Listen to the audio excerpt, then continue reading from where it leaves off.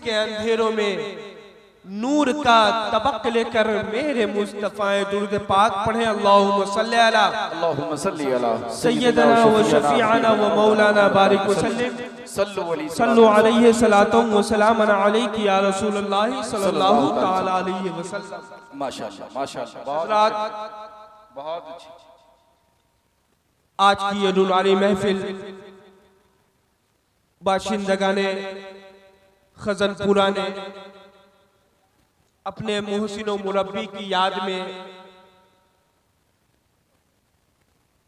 उनके उर्स के मौके पर सजाया, रचाया और बसाया है, जिसमें हमारा आप एक शुरका की हैसियत से शिरकत कर रहे हैं,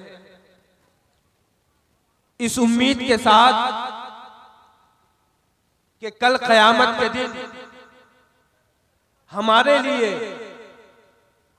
आप सबके लिए यही वक्त, यही लम्हा जरिए निजात बन जाए, बख्शिश का सामान बन जाए। शेख सादी रहमतुल्लाह अलैह फरमाते हैं, रहमते हक बहा नमी जोयत, बहा नमी जोयत, अल्लाह की रहमत बहाना ढूंढती है। जो लोग अभी तक महफिल में नहीं आए, दूर से ही सुने, इंशाअल्लाह अज़ीज आने पे मजबूर हो जाएंगे। शेख सादी फरमाते हैं, रहमते हक बहानमी जोयत, बहानमी जोयत, अल्लाह की रहमत बहाना ढूंढती। अल्लाह की रहमत रुपया, पैसा, सोना, चांदी, दिरहम दिनार नहीं देखती, बस अल्लाह को बंदे का एक छोटा सा काम पसंद आ जाए, अल्लाह को बंदे का एक अदना सा अमल पसंद आ जाए, कसम खुदा की अल्लाह की रहमत उस बंदे को ऐसे अपने आगोश में लेती है, ऐसे अपने सीने से लगाती है, जैसे लगता है एक शेरखार बच्चा अपनी माँ की गोद में बैठा है। क्या बात है, अल्लाह के रसूल क्या बात है सल्लल्लाहु ताला अलैहि वसल्लम ने इरशाद फरमाया, ला तहकिरन्न मिनल मारूफ शैया, कि छोटी छोटी नेकियों को हकीर समझकर, उसे हकारत की नजर से देखकर, उसे कमतर समझकर छोड़ना नहीं चाहिए। कल क़यामत के दिन हजारों नहीं, लाखों नहीं, करोड़ों नहीं, बल्कि लातादाद लोग ऐसे होंगे जिनके नामा अमाल में बड़ी बड़ी नेकियां नहीं होंगी, बहुत अच्छे अच्छे काम नहीं होंगे, बस यही छोटी छोटी नेकियां होंगी, जिसके जरिए और जिसके सदक़े में अल्लाह तबारक व तआला उन्हें बख्शिश का परवाना अता फरमाए।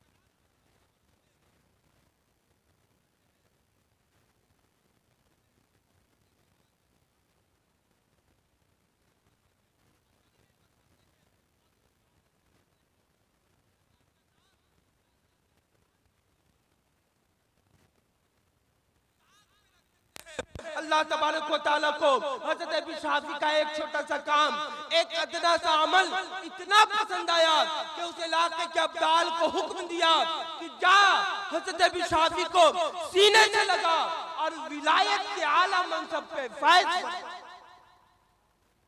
हज़रत अबी शाफी की जिंदगी में कोई नेकी नहीं थी, कभी उन्होंने अच्छा काम नहीं किया था, बस एक काम, एक छोटा सा काम किया। घर से शराब के कारखाने की तरफ जा रहे थे, रास्ते में एक कागज का टुकड़ा पड़ा मिला, जिस पर अल्लाह का नाम या अल्लाह का कलाम लिखा हुआ था। बड़ी मोहब्बत के साथ उसे उठाकर महफूज जगह पे रख दिया, बस इतना ही काम किया। अल्लाह तबारक व तआला ने इस छोटे से काम के बदले में हज़रत अबी शाफी के सिर्फ पिछले गुनाहों को नहीं माफ किया, बल्कि तमाम गुनाह कबायर और गुनाह सगायर को माफ फरमाते हुए वली कामिल बना दिया। अपने वक्त का ताजदार बना दिया। मेरे प्यारे मुसलमान भाइयों, हम भी अगर अपनी जिंदगी में गौर व फिक्र करें, हम भी अगर अपने कामों में ध्यान दें, तो अगर हमारी जिंदगी में भी हमारे पास भी अगर बड़ी बड़ी नेकियां नहीं है, अगर ध्यान देंगे, गौर व फिक्र करेंगे, तो छोटी छोटी नेकियां तो हमारी जिंदगी में शामिल हो ही सकती है। हमारे नामा आमाल में छोटी छोटी नेकियों का एक अंबार जमा होगा कि कल कयामत के दिन अगर हमारे पास अच्छे अच्छे अमाल नहीं है, अच्छे अच्छे काम नहीं है, अगर छोटी छोटी नेकियां होंगी, तो परवरदिगार आलम की जात से हमें ये उम्मीद है कि मौला इन्हीं छोटी छोटी नेकियों के सदक़े में हमारी मग़फ़िरत फरमा दे। लेकिन अफसोस का मकाम है, अफसोस का मकाम है कि आज का मुसलमान इतना बड़ा काहिल और इतना बड़ा कसरत पसंद हो गया है कि अगर घर में किसी को अगर घर में दस्तरखान की जरूरत पड़ती है तो दस्तरखान बनाने की फुर्सत नहीं। कभी जाएंगे मुजफ्फरपुर की मार्केट, कभी महुआ का सफर करेंगे और वहां बाजार जाकर वो दस्तरखान खरीद के लाएंगे जिस पर उर्दू के अशार लिखे होते, उर्दू के कलेमात मुनक्कश होते हैं।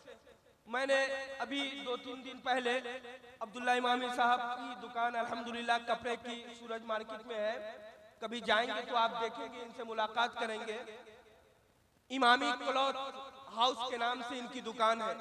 मैं तो गुजारिश करूंगा आप सारे लोगों से कि कपड़े की जरूरत हो तो हमारी जमात के बड़े भाई के पास जाएं।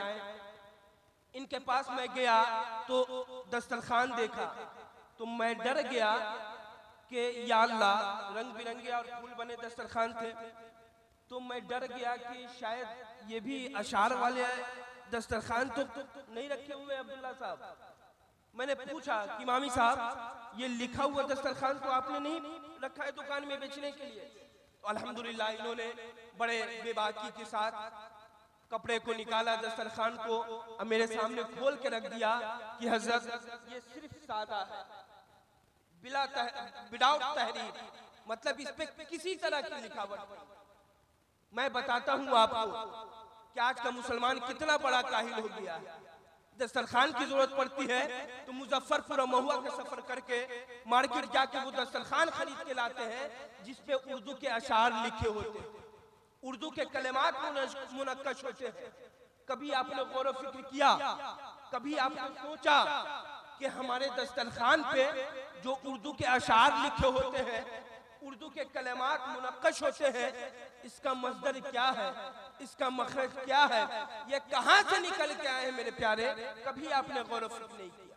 मैं बताता हूं आपको, जहन में बात महफूज रखिए।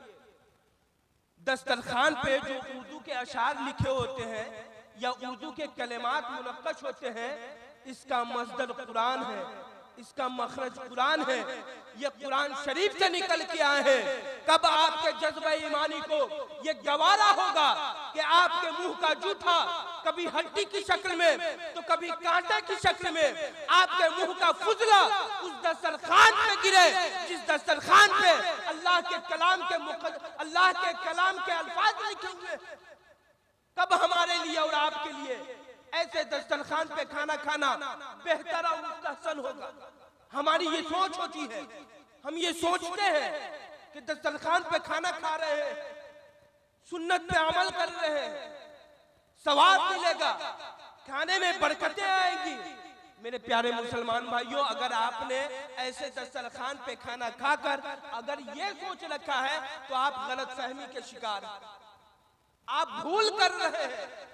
ऐसे दस्तरखान पे खाना खाने से हमें सवाब नहीं मिलेगा, बल्कि कुरान के अल्फाज की बेहुरमती करने की वजह से अल्लाह तबारक व तआला हमारे नामा अमाल में गुनाह लिखेंगे, हमारे नामा अमाल में गुनाह लिखे जाएंगे।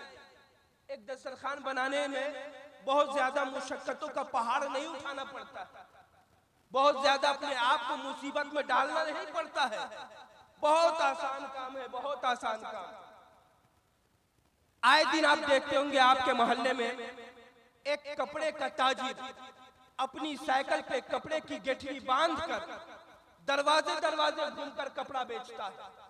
जो ही आपकी नजर उस कपड़े के ताजिर पे जाए, मोहब्बत के साथ आप उसे बुलाएं और कहें कि भाई हमें सुर्ख कपड़ा यानी लाल कपड़ा जरूरत के मुताबिक 1 मीटर 2 मीटर आप उससे खरीद के लाए, घर में अपनी बहू बेटियों को दे और कहे कि इसका कोर मोड़ दो यानी किनारा मोड़ दो। हमारी माँ बहनें किनारा मोड़ती, हो गया लाल दस्तरखान तैयार। न महुआ जाना पड़ा, न मुजफ्फरपुर का सफर करना पड़ा, न बहुत ज्यादा पैसे खर्च हुए और वो दस्तरखान तैयार हो गया जिसके बारे में आका अलैहिस्सलाम ने फरमाया कि इस दस्तरखान पे खाना खाना मेरी सुन्नत। बेपनाह बरकतों का नुज़ूल सिर्फ और सिर्फ लाल दस्तरखान पे खाना खाने से होता है। ये रंग बिरंगे फूल बने अशार लिखे हुए दस्तरखान पे खाना खाना जायज नहीं है। तो जिन लोगों के घरों में अगर ऐसे दस्तरखान इस्तेमाल होते हो तो उस दस्तरखान को महफूज जगह पे रख दे और लाल कपड़े का दस्तरखान बनाए, बिल्कुल प्लेन, बिल्कुल सादा जी, वरना गुनाह मिलता रहेगा, आपको अंदाजा भी नहीं। छोटी छोटी बातें हैं जिसके बारे में हमें जानकारी नहीं, पता नहीं। इस महफिल में कौन ऐसा इंसान है जो कह दे कि सुबह से लेकर रात तक हम चप्पल नहीं पहनते हैं, कपड़ा नहीं पहनते हैं, आईना नहीं देखते हैं, कंघी नहीं करते हैं, किसी मुसलमान भाई से नहीं मिलते हैं, रास्ते नहीं चलते हैं। मैं ये दावे के साथ कह सकता हूं कि हम में से कोई ऐसा इंसान नहीं होगा जो ये कह दे कि सुबह से लेकर रात तक इनमें से कोई काम हम नहीं करते। सारे लोग करते हैं। लेकिन अफसोस की बात यह है कि इन कामों के करने का कौन सा उसूल और कौन सा तरीका मजहब इस्लाम ने बताया पता नहीं, जानकारी नहीं। यही वजह है कि बाज़ औकात तो जानबूझ के हम गलत काम करते हैं और बाज़ औकात अनजाने में हमसे गलत काम हो जाता है। जानबूझ के करें या अनजाने में, गलत है।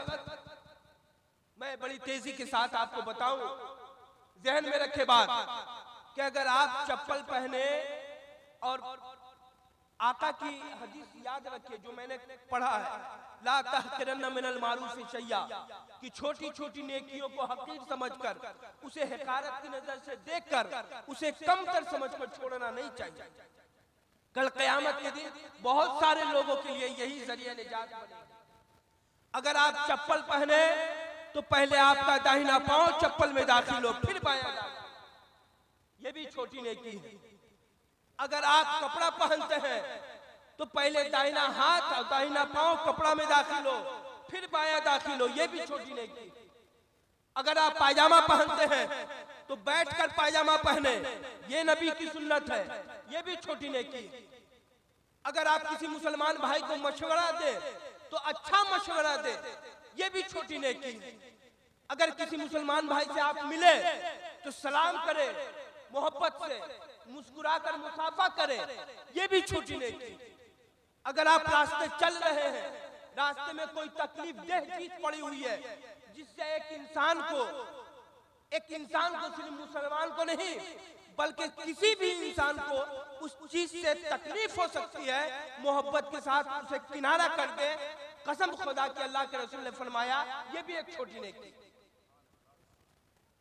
छोटी छोटी बातें हैं जिसका इल्तिजाम और इंसराम हम अपनी जिंदगी में नहीं करते। कभी जान के गलत करते हैं, कभी अनजाने में करते हैं।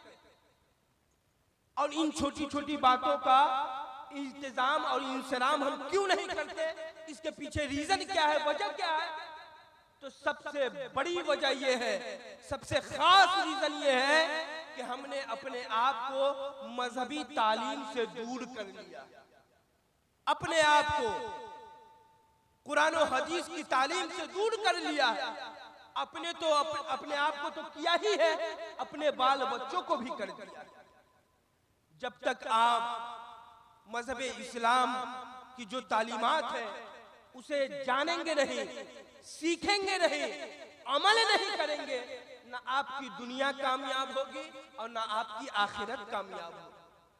किसी गलत फहमी में आप ना रहे, जिंदगी यूं ही ना गुजारे, बल्कि नेकियों का कुछ हिस्सा अपने दामन में समेट ले कि कल क़यामत के दिन जब अल्लाह हमसे पूछेगा कि मेरे बंदे, मैंने दुनिया में तुम्हें किस लिए भेजा, तुम क्या करके आए, जरा हमारे सामने अपने दफ्तर खोलो, तो कुछ ऐसा ना हो कि हमारे पास कुछ भी न रहे गुनाहों के साथ। कुछ तो अपने लिए, आप अपने लिए कुछ मरने के बाद के लिए कुछ कीजिए, ताकि कल क़यामत के दिन अल्लाह तबारक व तआला हमें इन तमाम छोटी छोटी या बड़ी बड़ी नेकियों के जरिए हमारी मग़फ़िरत फरमा दे। हजरात, बाहर से दूर दराज से आए हुए हमारे बहुत सारे उलमाए किराम मेहमान आ चुके हैं। मेरे लिए ये मुनासिब वक्त मालूम नहीं होता कि उनकी मौजूदगी में मैं ज्यादा वक्त लूं और उन लोगों को कम वक्त मिले। मैं ये चाहता हूं कि यके बाद दिगरे खाना खाने से जो लोग फारिग हो चुके हैं धीरे धीरे स्टेज पे आए, ताकि आपको देखकर हमारे मोहल्ले के लोग भी धीरे धीरे इकट्ठा होंगे और फिर इंशाअल्लाह उल अजीज प्रोग्राम जो है बाज़ाब्ता तौर से चलेगा। आपने रुपया पैसा बहुत सारा खर्च किया है, बहुत अच्छा इंतजाम इस्लाम किया है, तो इसे कामयाबी की मंजिल तक ले जाना भी आप ही की जिम्मेदारी है। इन्हीं चंद कलेमात, टूटे फूटे कलेमात के साथ मैं अपनी गुफ्तगू खत्म करता हूँ। वमा अलैना इल्लल बलाग, वस्सलामु अला मन इत्तबअल हुदा।